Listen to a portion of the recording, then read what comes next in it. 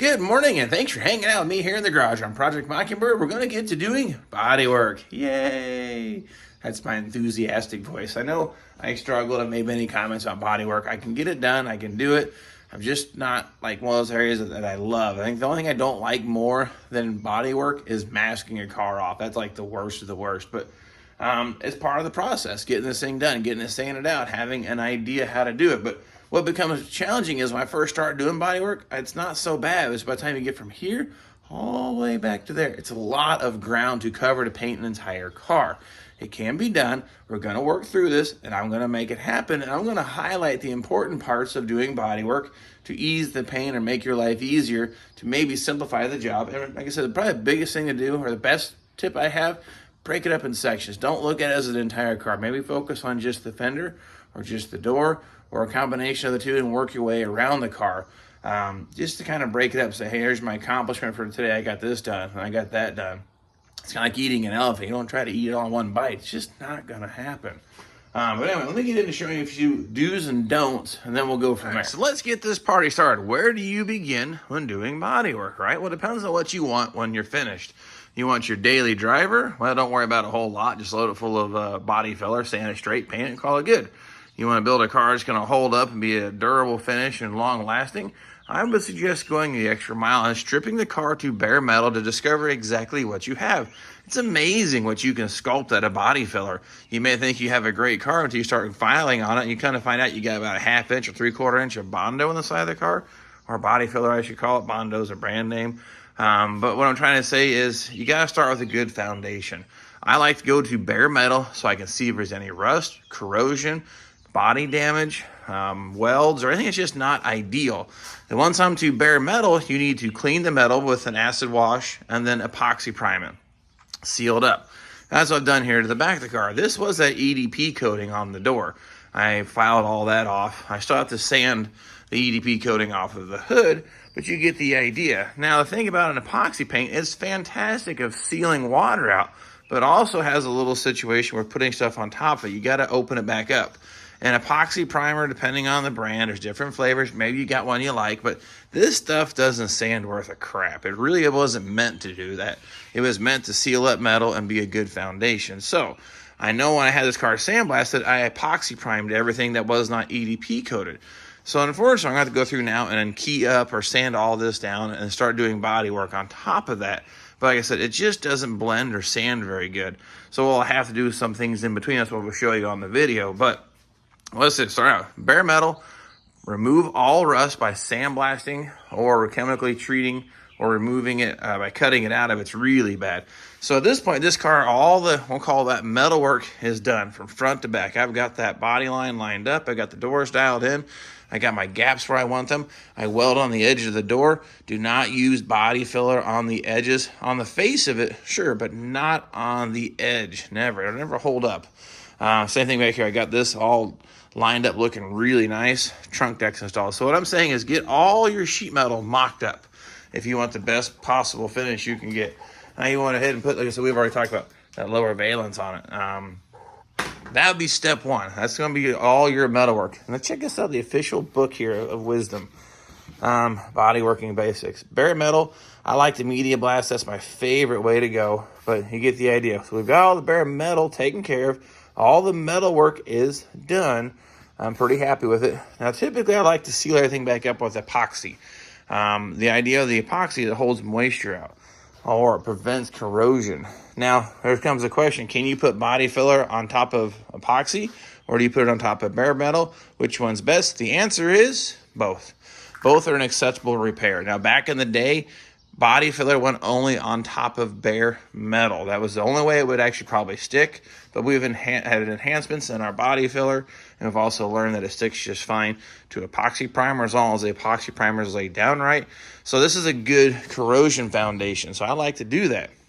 But in this case here, this door's in pretty good shape. I'll probably fix a few small dents. We're going to epoxy prime the whole car at one time and seal it up. But somewhere in your process, if you don't start with epoxy primer on the base, you need to put a coat in there somewhere to help seal up your bodywork and the metal to prevent corrosion.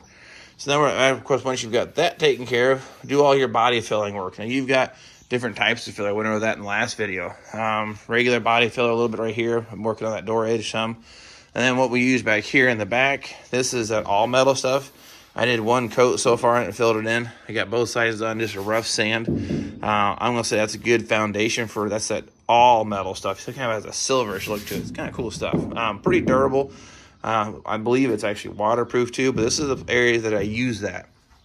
So once your filler work, let's say, is all done to satisfaction. What I'm talking about filler work is you want everything completely done with body filler. Everything done to maybe 220, 320 grit sandpaper. And that way there's no sand scratch marks, no pinholes, no little dents and deviation. And then you go to high build primer. But the high build primer is not meant to fill in dents. It's really just not. It's meant to just blend or just fill in any minor imperfections you might have missed during your body filler stage.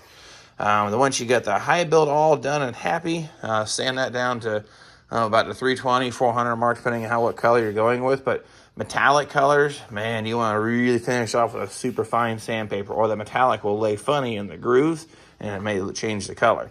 Then you're going to hit with a sealer coat, top coat, either be a single stage or a base clear. It's just that simple right here, right?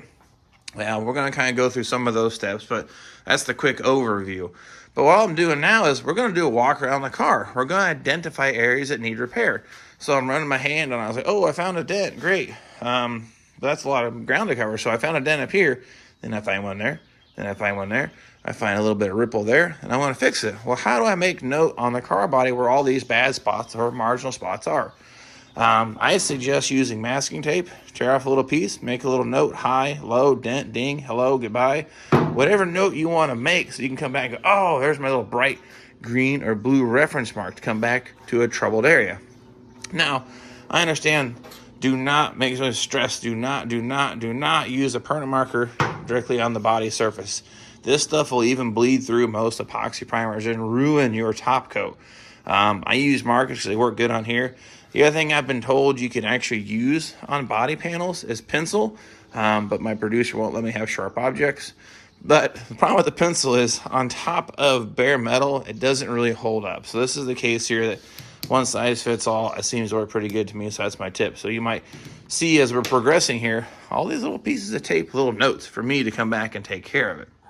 And that helps not that we miss anything, and also prevents the project from getting maybe super overwhelming, but you start seeing a bunch of spots that may cause some stress, but you don't want to miss a little dent. This is cheap. Tape is cheap. Paint's expensive. I'll say that hundreds of times. So that's to get started with. Now let's get into finding some of the bad spots. So now to find the bad spots, how do we do that, right? We got quite a few ways this can be accomplished. Like on the recorder panel, that epoxy paint has a reflection to it. You can actually highlight or look at and visually look at maybe some of the dents. Bare metal, not so easy. Some of your other primers and body filler really can't see it. So you're going to rely on a couple things. You can use your hand, run across the surface and feel the deviations. Well, that requires a little bit of experience, and some people just don't have the feel or haven't developed that skill yet. Not the end of the world, but got a few things you can do. Shop towel, clean one, not full of grease or oil from just repacking your buddy's wheel bearings, but a clean shop towel. Then run it across the surface. This will actually amplify the feeling of what's going on the surface of the panel. And it'll help you develop that skill. But in the meantime, what else can you do, right? Well, we got a couple things we can do. Guide coat. Now, this spray guide coat, I've never been a fan of it. It always clogs my sandpaper up. So for the longest time, I didn't use any guide coat. But I think for visual reasons, for videoing and helping you guys, and I might find a few things I missed, this stuff here is a powder type stuff. You put it on the sponge, wipe it on the panel, and then when you take your long sanding block or the accordingly shaped sanding block for the area, it'll leave little spots where the sandpaper doesn't cut it. So you'll then highlight the area in a little black circle. I'll probably do some here on the fender so you can get a see for what I'm talking about. So that's one of the ways you can find all the spots that need blemishes. And you come back with your tape and highlight it. Now what we're going to get into though is like which sanding block for when. Well, that's a little bit of a, I don't know, it takes a little bit of finesse, a little bit of time. But we're going to share some of the tips here. This car has some really long flat panels for the most part. You know, this front fender has a radius this way and a radius this way. So you can't use a perfectly flat block or you'll never get it. I've used this one for years and love my Durablocks. One of the viewers turned me on to these linear blocks. So far I've used this a little bit. I like it. These things are a little spendy. but it really hasn't let me down yet. And these are like some of these specialty blocks, like a teardrop shaped block. You can get in here to some of the radius here on the side of the car. It's got a bit of radius, but I cheat and use these for the most part. But the idea with a sanding block is, just in my mind, let's break this panel up. We got a body line here and a body line here. So any kind of work that needs to be done, you want to blend or feather it out the best you can. So I try to sand from almost body line to body line at about a 35, 45 degree angle. The motion of my hand, and just keep working the whole panel front to back. And then I'll change it up and come this way. The idea of what seems to work in my brain, is when I explain it to myself, is I'm trying to draw the eye from line to line. If I only work just this area here, you're going to see your filler work all around the edges of it. So you want to work that filler and sanding and leveling it all off, or feather edging it from line to line. So your eye is going to, when you're looking at the car when it's done, your eye is going to focus on these lines. It really doesn't see what's in between unless you created a deviation or another line in between. So my idea is, it seems to work, and it hasn't failed me yet, but work it from line to line as you're doing the whole panel. And that seems to work nice. Now, obviously the longer the better in this situation, right? The longer sanding block is going to help prevent like a deviation from here to here. A short sanding block, you're going to have maybe some ripples. So in this case here, I like using a longer block on the flattest panels I can possibly get. This is where that linear block is coming pretty good. Now the Dura block, I said, she hasn't let me down, but a little older technology, still going to use this. But this is obviously, I think, about 18. I guess it's 24. So it gets you an idea. So the longer, the smoother your surface is going to be, but obviously it's a lot more work, and it's going to take some time to get used to it. So that's the situation when you use those sanding blocks. This here is a little applicator for that guide code. Let me learn you a little something on this. Now see this? Wow, look at that. I just painted my car with a brush or a little foam pad. This is going to help you see, or help everyone out there see what you can sometimes feel, but check that out. That'd be good enough for now. Yeah, we'll get the tip here. Okay, now, breaking this up. I'm not going to do the whole fender because it becomes overwhelming. We're going to work on just focusing on from this body line to that body line for just the moment. Now, the question becomes, we've already talked about the blocks, but now I'll talk about grit of sandpaper. Now, I use this long sticky back stuff, and you can see this one here is pretty fine compared to this stuff here. This looks like gravel, and this doesn't look so bad. Now this is definitely going to cut a whole lot quicker, but you're going to remove a lot of material. So if you've got a lot of issues where you've almost had to cover the panel from end to end with body filler, not my favorite thing. I understand it happens. You may start with, maybe this is 80 grit. This is really going to get you leveled off quickly, because sometimes going too fine to the sandpaper, that block still kind of glides over the high spots. This will file it straight really quick. So once I get everything happy with 80 grit, then I maybe bump up. This is like 180, if I remember right. Yeah, I can see 180 right there. And then I do everything in 180. And then if that's satisfactory, then maybe a skim coat of glaze putty, and then I go ahead and still finish it with 180. Then I step it to about 320. So I think we've got the board here loaded up with 80 grit. We're going to glide over the top of this thing, and this is going to show us all kinds of things. But you can see it looks kind of splotchy, but you'll see a whole lot here in just a moment. Now, here's the idea. Not a lot of force, just kind of let that slide over the surface.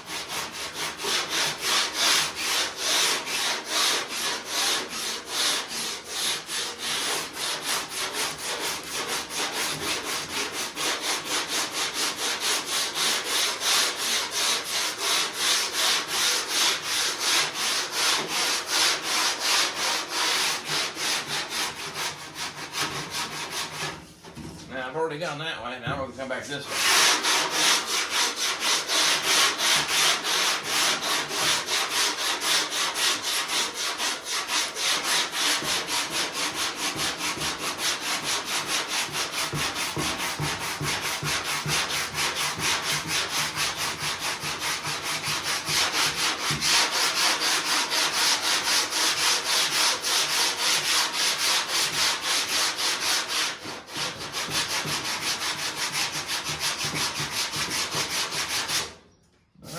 I started to see a bit of a story.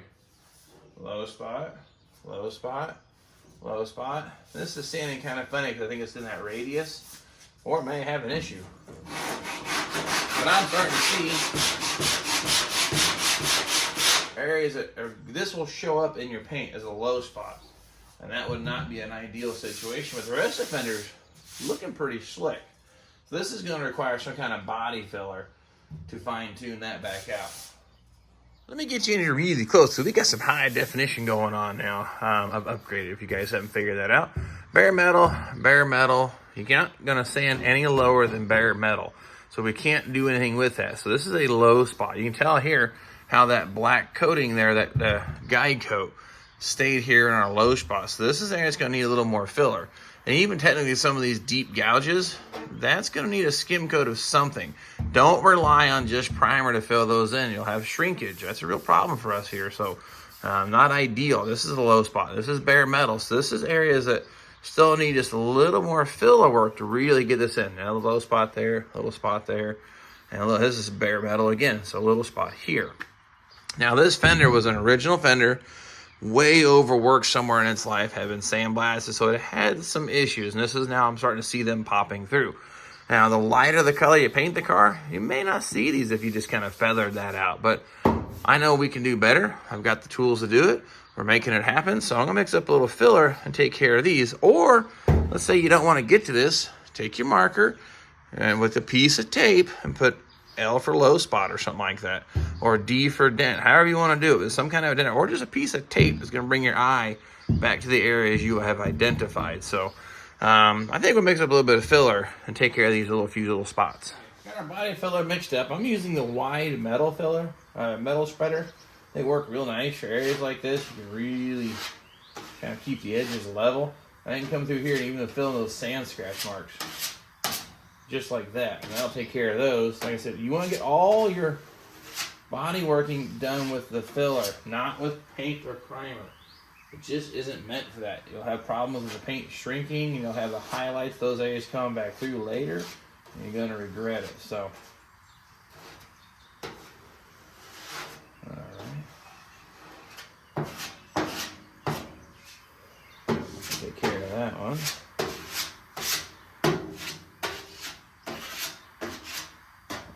Now this stuff sets up pretty quick, but it still takes time. And I don't like sitting around not doing a whole lot. So what I'll do while that's setting off, I may move on to another panel to continue to keep working on getting things done. But that should take care of our questionable areas here on this fender. So let's let that cure off. All right, so while that's setting off, let's come back here and do a little bit of something back on this area here. Like I said, this is a coat of all metal, but it needs a coat of regular body filler now to blend out the edges to take care of maybe this here. Maybe, well, that might be enough. I probably should put some all metal back in it, but pretty marginal. I think it'll be okay. But here's the situation. That's our foundation. It's bare steel. This is where the lead seam was at. Took the lead out when I put the quarter panels in.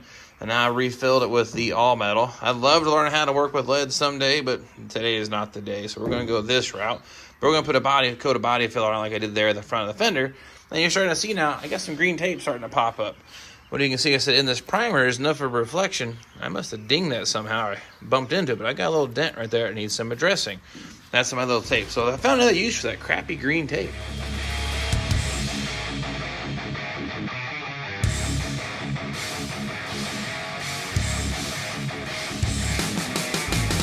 In the situation when you mix up a little bit of too much, I got a little tip here. Don't waste, we're going to glue the quarter panel to the door temporarily together to do the body working. Now, this seems kind of strange maybe, but this is not to stay there permanently. This is just temporary. That way when I work the body panel, the door kind of stays in place. I don't have a latch on it, so I need to make sure that I'm happy with its positioning. And then we let that cure off. Then I'll show you the next part of that trick. So we're at that. Wasted a whole lot less of this stuff. This stuff ain't cheap. And before you crucify me, this is cardboard, but the glossy side, the resins don't soak into it. If you don't believe me, try it out for yourself. But open cardboard, it's kind of like a sponge. I wouldn't recommend mixing body filler, but these are cheap. It's reusable as we're repurposing that box. And I said the glossy printed side, it doesn't soak in because you see there's no discoloration at all. Now flip it over, different story. And the reason we bridged the gap back there to lock the door in place is so I can do things like this right here. This is the leading edge of the door. The door and the fender are just a little bit of deviations, lining up pretty good, but this keeps it locked into place so I can sand straight across the both of these and clean up the door edge. I'm gonna say this 1,000 times. Don't put body filler on the door edges. The face is okay, but on the edges, no way. So what we're gonna do now is I'll block all that flat. I had to reshape this body line a little bit. I hammered it out, made it a taller peak. This is one of the biggest problems that repop door skins and doors. They just don't have the same body line as the factory. So I had to build that up just a little bit. I don't think it's excessive, but that's what I'm doing here. So that's why I wanted to lock the door in place so I could sand straight across into both these, so these lines will all line up all on the same plane. And to get the groove cut back open, just take a Sawzall blade or whatever, a hacksaw blade, and just slowly file away, and you can cut the opening back out. And then you take your sandpaper and just file that back to the original door opening. You just keep on sanding, you'll hit the metal, that's when you stop. This is how you get it open back up. You get the idea. Now I can sand these two nice and even and get this looking how I want. Well, that's had plenty of time to cure, so let's see how well we did.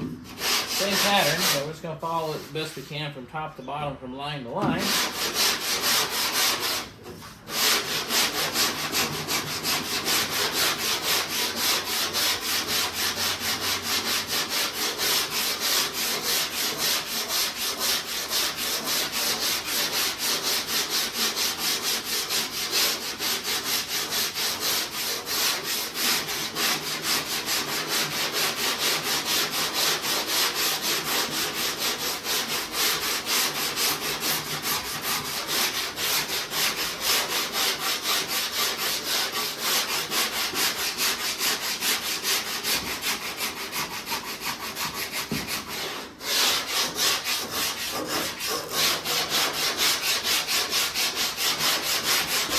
Go back the other direction here. I'm not putting a lot of force, just kind of I don't know, the equivalent maybe 2 to 3 pounds of force. Just letting the sanding block do its job, glide over the high spots.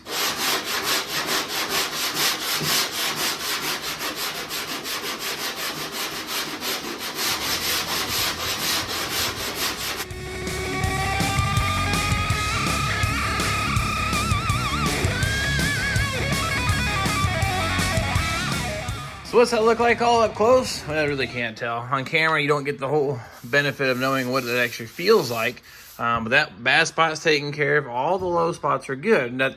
But you can see we have bare metal poking through, bare metal, bare metal, bare metal, bare metal. This has been finished with 80 grit sandpaper. You can see the sand scratch marks. No ifs, ands, or buts about that. There is no doubt whatsoever. Now, well, the options are I could change to a lighter sandpaper, but since I'm already hitting metal, this is going to get lower, and that may become a high spot. So what seems to work best for me, this is just my thoughts, this is where these metal spreaders become your best friend. Mix up a very small quantity of body filler, and I mean very little, and we're going to literally just squeegee a super thin coat on the whole thing, front to back, 100%. Let that cure, then we'll hit it with something like the 180 grit sandpaper. And as long as I don't have any major metal poking through, then we're good for primer. So I'll go ahead and mix this up, and I'll show you how to spread this on super thin. So I'll start here at the one end of the panel and work my way all the way down, but you're basically not even gonna hardly see anything by the time it's all done. That's why these metal spreaders are so very good for this.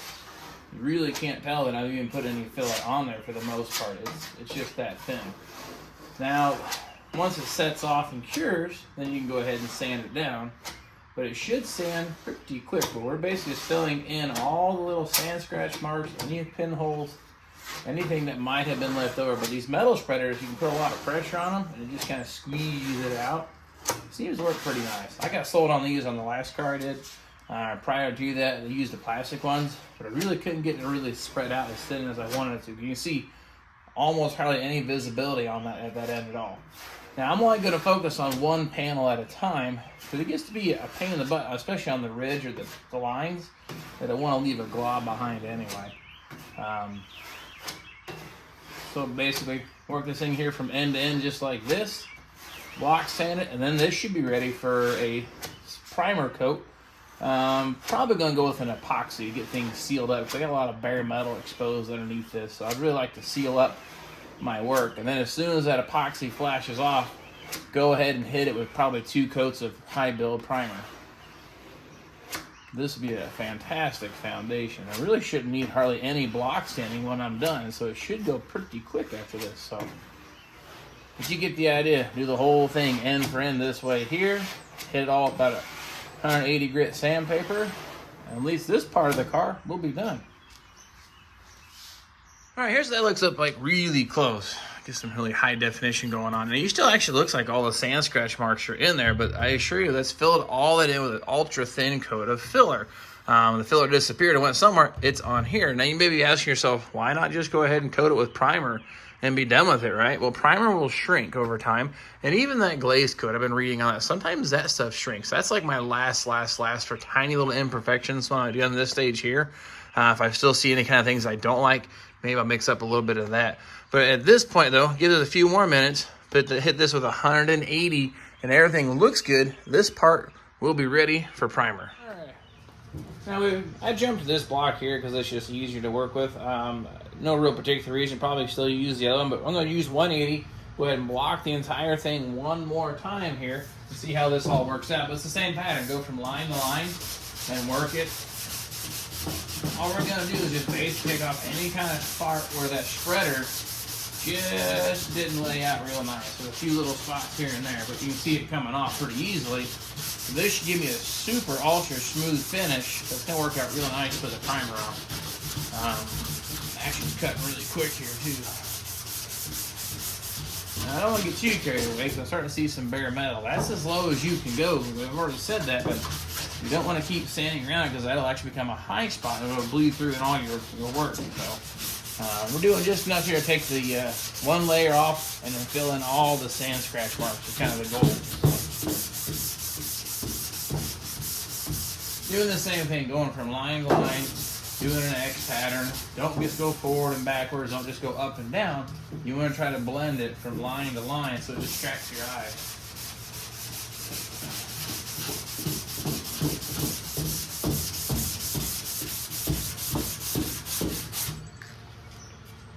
There, yeah, that's the quick and dirty version of how to do bodywork, right? Well, you see, hey, you start with some good, clean, bare metal. Go ahead and get everything roughed in. Now, this has got a little more filler than I'd hoped for, but this fender has some little bit of warpage issue or some damage from media blasting in the past.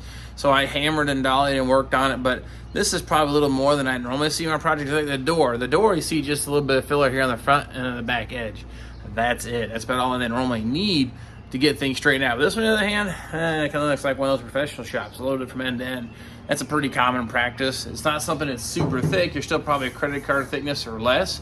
Maybe a little more in some areas, but I wouldn't think that much. But this is now what I call roughed in, ready to be primed. This is the point now where we can put some epoxy primer on this and put a coat of high build and do our finishing body work. And and if you miss something, it's not the end of the world. We can mix up some of that glaze compound up there and put in the little imperfections and still high build again and keep blocking. This is just a foundation to build off of. It's really, really super close, but it's not 100% right on. But this is what you need to do now to the rest of the car. You see the steps, you see the process, you understand the sandpaper, and this here is a pretty foolproof way to, say, prevent sand scratch marks from bleeding back through and having some problems. It works pretty good for me, but as with anything, there's thousands of opinions on bodywork, and who do you trust? Well, it's kind of hard to say. All these brilliant people out there, some are fantastic and some are just not that great. I don't want to use the word hack, but there's all different styles and some work and some do not. So do what you want with this information. This is just how I do it. It works for me. Seems to have gotten me by pretty good so far, and I'm happy with the results. So now you see the process. I'm going to keep working on the rest of the car. I feel like kind of highlights or anything else I need to show you, but maybe the next thing will be priming the car and then working it from that point. So thanks for watching the coming back of the Mockingbird. This car was a mess, twisted, total, rear-ended, just hot mess. Now she's going to be very respectable here very, very soon. So, and you get to see all of it happen to keep you working on your project. So nonetheless, thank you for watching. Please like, subscribe, share with your friends, and we will catch you guys next time. And gals.